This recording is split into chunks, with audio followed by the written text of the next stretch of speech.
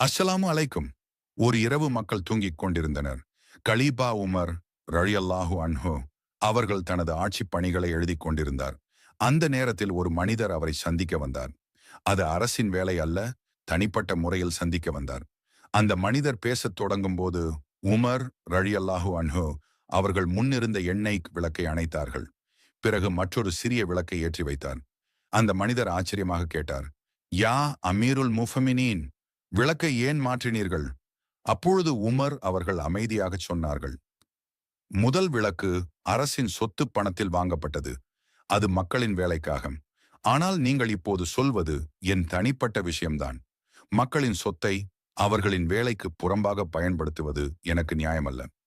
அந்த மனிதர் உமர் ரலியல்லாஹு அன்ஹு அவர்களின் நீதி, அல்லாஹ்வின் பயம், பொறுப்புணர்வு ஆகியவற்றைக் கண்டு அதிசயித்து பேச முடியாமல் நின்றார். முஸ்லிமின் அடையாளம், நியாயம் மற்றும் சுயகட்டுப்பாடு அதிகாரம் இருந்தாலும் அல்லாஹ்வின் பயத்தால் தவறை தவிர்ப்பதே உண்மையான தலைமை பண்புமாகும். சிறிய விஷயங்களிலும் நியாயம் காட்டுவது மிகப்பெரிய நன்மையை